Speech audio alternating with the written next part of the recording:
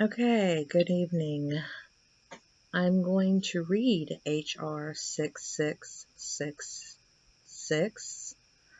It was introduced in the House on May 1st, 2020. I've been looking into this a little bit. There's all kind of links within this very short bill that lead to other things. I think I could spend hours on this reading and studying, but I'm going to try and simply read it and just surface problems that I may see. All right, HR 6666. It is to authorize the Secretary of Health and Human Services to award grants to eligible entities to conduct diagnostic testing for COVID-19 and related activities such as contact tracing through mobile health units and, as necessary, at individuals' residences and for other purposes. This right here, and for other purposes, that is ambiguous. That leaves it open to a wide level of interpretation. I don't like that. For other purposes, that's really sloppy in the wording. I think it's pretty much open-ended on purpose. So it's in the House of Representatives. It gives you a list of all the ones involved, who introduced the bill, who was involved in writing the bill, and it was referred right here to the Committee on Energy and Commerce. It's a bill, and it repeats right here exactly what it says up there with the ambiguous for other purposes. And this is legalese language. Whoop, it jumped. Section 1, short title. This is the short title for the bill. This act may be cited as the COVID-19 testing, reaching, and contacting everyone Act, shortened to TRACE, TRACE. Alright, so Section 2, COVID-19 testing and contact tracing using mobile health units. What does that mean? In general, the Secretary of Human Services, acting through the Director of the Centers for Disease Control, which would be Dr. Fauci, and Prevention, may award grants to eligible entities to conduct diagnostic testing for COVID-19 to trace and monitor the contacts of infected individuals and to support the quarantine of such contacts. Support the quarantine of such contacts. And they'll do this through mobile health units. Mobile health units, they can bring medicines and equipment to you, but they can also put you in a mobile health unit to quarantine you and possibly bring you elsewhere, I guess. Number 2, as necessary, they will be testing individuals and providing individuals with services related to testing and quarantine at their residences.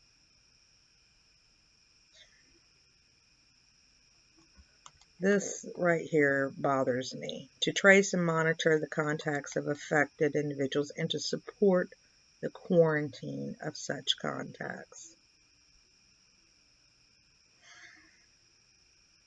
through mobile health units. I don't know. It's somewhat not quite clear there. Permissible, Part B, permissible use of funds. A grant recipient under this section may use the grant funds in support of the activities described in subsection A. This is subsection A. So this is the way they're going to spend money to do this, to test people and quarantine them. So they're going to spend the money, our money, to hire and train, compensate, and pay the expenses of the people hired to do this tracing. Let's go down a little bit. They're going to spend the money on number 2 to purchase personal protective equipment and other supplies for themselves so they can come to your house with full protection for themselves. Part C, priority. In selecting grant recipients under this section, the Secretary shall give priority to. Now, these are the people that are going to give the money to run the mobile units and to come to your houses. The priority for the applicants are applicants proposing to conduct activities funding under this section in hotspots and medically underserved communities, and applicants that agree in hiring individuals to carry out activities funded under this section to hire residents of the area or community where the activities will primarily occur, with higher priority among applicants described in this paragraph, given based on the percentage of individuals to be hired from such area or community. So they want the people involved in the tracing to come from the communities that they'll be in to go to those homes and collect the information. Now, I read up and looked up in my state what was going on with hiring these trace people. Right now they have about 70, with 300 total by coming soon. They have to go through some sort of training. The only requirement is a high school diploma and training. And it looks like here, for a certain percentage of them to be from your particular community.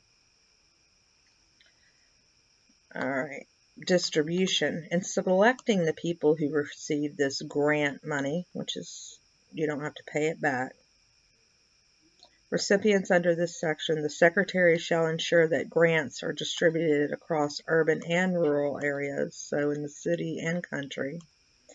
E, federal privacy requirements. Nothing in this section shall be construed to supersede any federal privacy or confidentiality requirement, including the regulations promulgated under Section 264C of the Health Insurance Portability and Accountability Act of 1996 and Section 543 of the Public Health Service Act.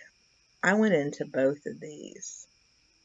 This has to do with insurance and HIPAA, the Public Law 104 through 191 in general. It gets into great detail. This here, Public Service Act, 42 USD. Let's look real quick.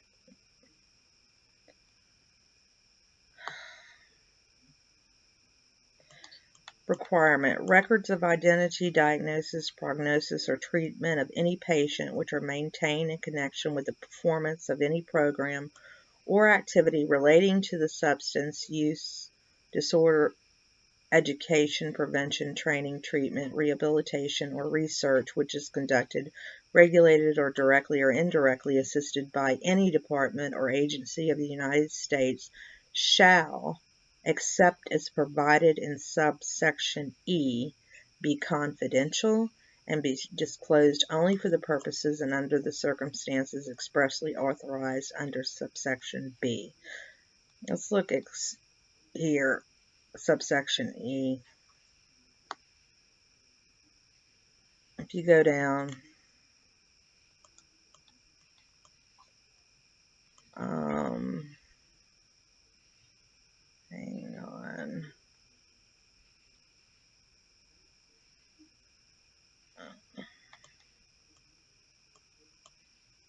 within the uniform, the prohibit,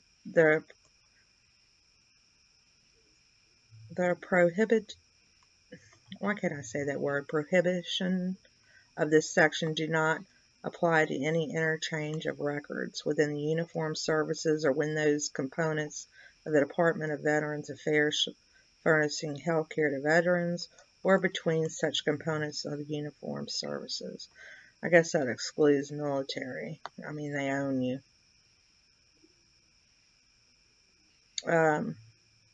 This, you see how long this is, and they've got amendments to it. HIPAA, regulations. Anyway, let's go back and continue reading. I get back down to where I was, right there. An eligible entity means a federally qualified health center, B, a school-based health center, which they have at colleges and universities, C, a disproportionate share hospital. I don't know exactly what that is. D, an academic medical center. That's where you have students in medicine. E, a nonprofit organization, including any such faith-based organizations. So these people, what I'm reading, are the ones who are eligible to receive these grants. F, an institution of higher education. I guess that's to cover the colleges. A school-based health clinic, a clinic, I don't know. A high school, elementary, secondary education, and any other type of entity that is determined by the Secretary to be eligible entity for purposes of this section. Well, that's pretty open-ended too. So it's pretty much up to his discretion as to who receives this money to monitor us. The term emergency period has a meaning given to the term and section of the Social Security Act, etc. Basically, if the president, I went into this, if the president declares an emergency, it's pretty much an emergency. Here's the secretarial authority, the person in charge, Azar. He has certain authority on what he can do and who he can have do it for him. He can waive certificates. He can have doctors who are licensed in other states come into our state and do medical assistance. The emergency area. An emergency area is a geographical area which in an emergency period is the period during which there exists the public health emergency declared by the Secretary, and they can renew it. And what is this? On January 31st, 2020. Okay, that was at the that's when they started this. There's so much to read in the little subsections. Okay, the term emergency period. Okay, we went over that. The term hotspot means a geographic area where the rate of infection with the virus that causes COVID-19 exceeds the national average. Our national average, given we have 50 states and most states have a pretty low case, It doesn't take much to exceed the national average. I'm sitting in a state that exceeds the national average right now. Okay, 4. The term medically underserved community has a meaning given to that term in section. You see, you have to go off on all these sections. I think we can pretty much logically decide who is an underserved community, community of poverty, socioeconomic problems. The term secretary meaning Mr. Azar. Authorization of appropriations. To carry out this section, they are authorized to be appropriated 100, how many? Billion? Yeah, for fiscal year 2020. And they may add to it, is what that's saying, overall, to the 100 billion. Is that it? I guess that's it. It's short, but these little highlighted sections are part of it also. So you have to be very careful as to what it's saying and what they can do. It gives this, let's look at who he is. Let's look at the United States Secretary of Health and Human Services. This is what he looks like.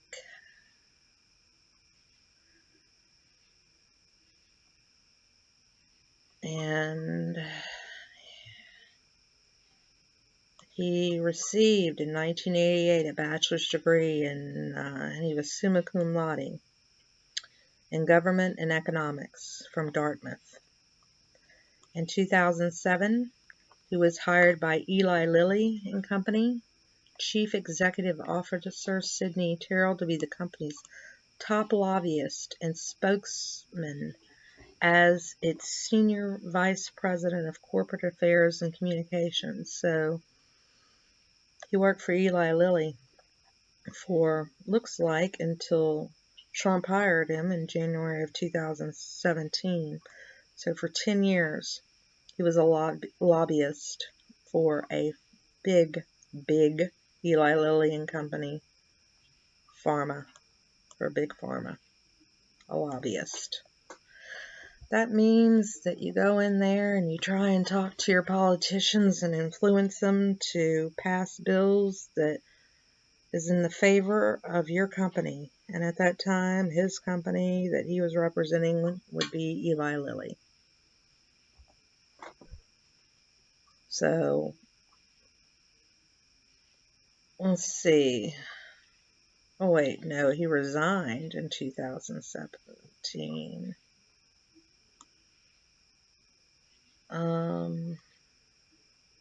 Yeah, and he became the Secretary of Health and Human Services in 2017. Okay. Let's see. Signing. See if we can find out a little bit more about him. Because right now we've got a bachelor's degree in government and economics. And he's a former lobbyist of Eli Lilly for 10 years. So, if I can go under here, let's just go under basic Wikipedia, which would be bad if I was doing a research paper, but it'll give us the basic information. He's an attorney, too. But he spent in a former pharmaceutical executive. So, let's see. He's born in Pennsylvania. His father was an ophthalmologist, an eye surgeon.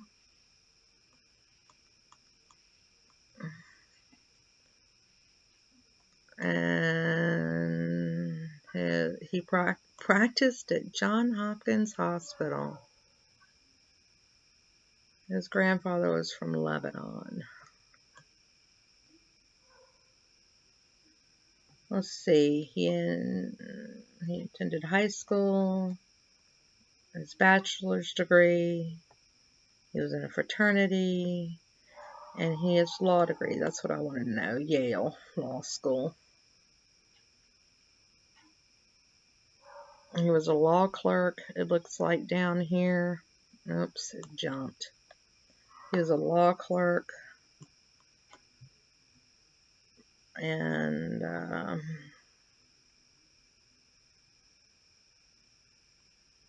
from 92 to 93 for several different ones. He was an associate independent counsel for Ken Starr from 94 to 96. And we know about Starr from the Clinton, what was that? Arkansas problems, and yeah, we know. The Clinton years. He worked for the first 2 years of the investigation, that's it, the Whitewater controversy.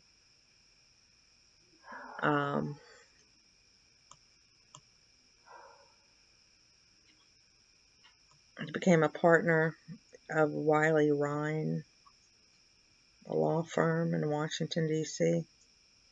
And he worked for them from 96 to 2001.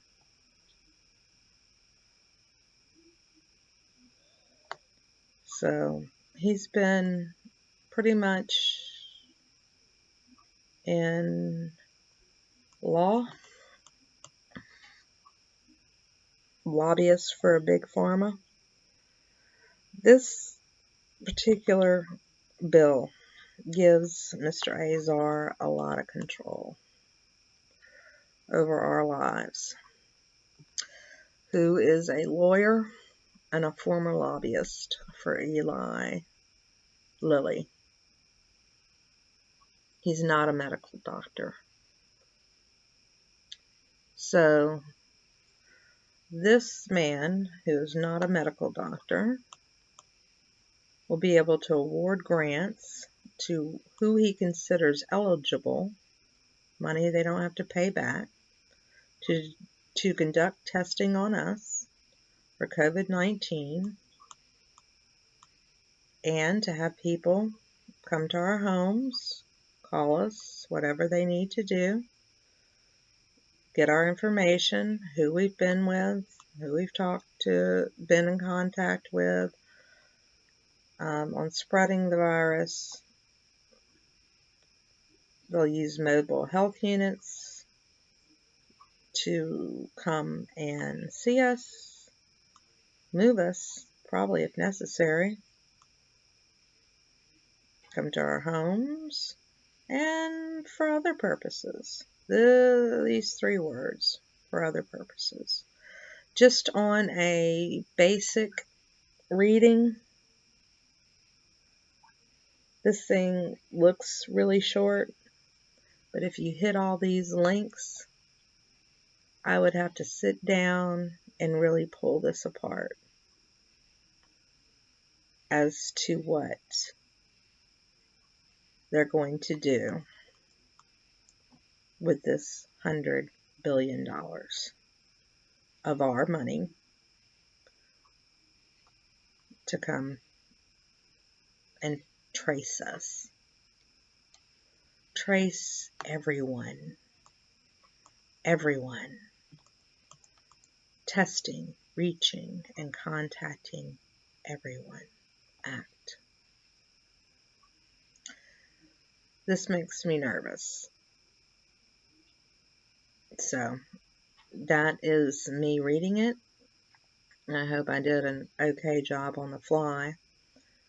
But, Mr. Azar, is going to have a lot of say-so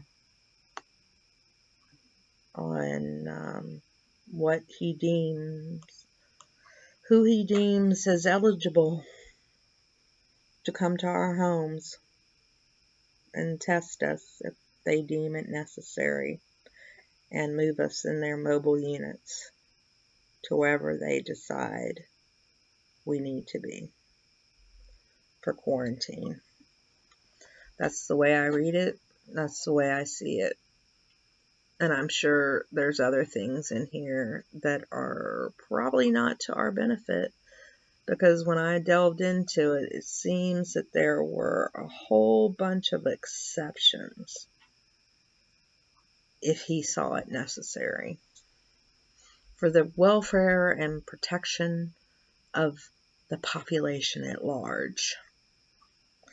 So that is my video on the bill HR-6666. I hope this kind of helps, and I will talk to you later.